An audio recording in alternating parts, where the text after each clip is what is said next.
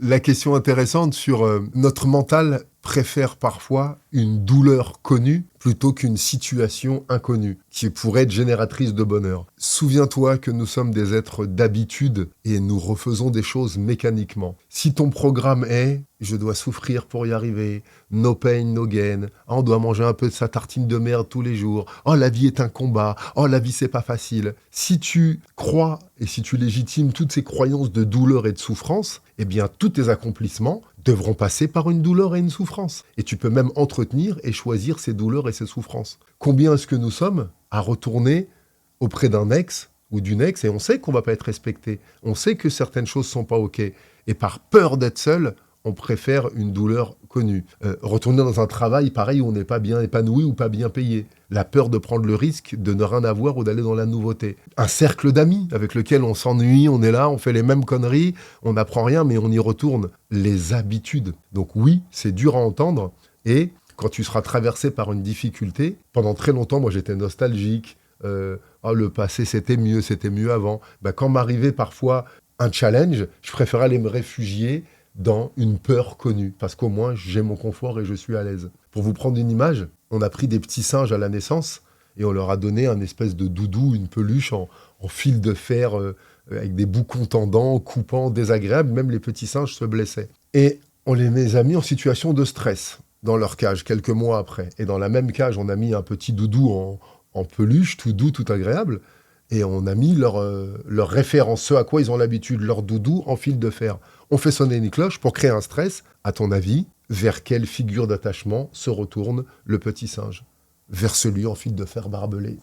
Alors que juste à côté, il y en a un tout en douceur.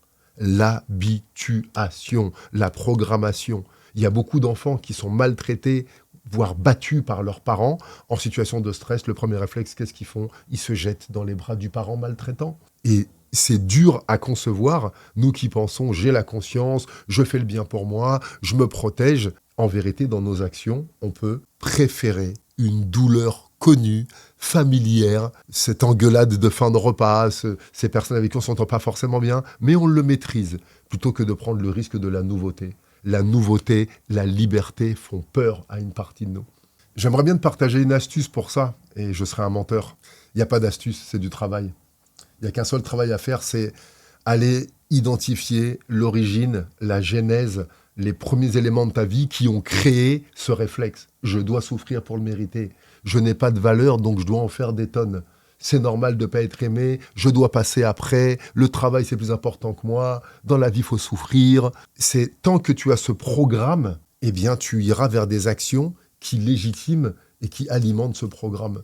C'est pour ça que chez Du Hard Concept, la première chose que l'on propose, c'est d'aller identifier ces blessures de l'enfance. Et si le mot blessure de l'enfance ne te plaît pas, ce programme, cette manière d'être à la vie. La vie est un combat, mais tout va être lutte. Oh, la vie, c'est pas toujours gai, hein. Tu vas avoir beaucoup de tristesse. Donc c'est dur à comprendre et à assimiler que nous-mêmes, nous avons accepté de nous raconter une histoire. Je dois souffrir, mon métier, il n'y a pas d'argent, je rencontrerai que des femmes infidèles ou je rencontrerai que des hommes qui ne travaillent pas. Tu as cette croyance qui oriente ta vie et qui t'attire ces situations.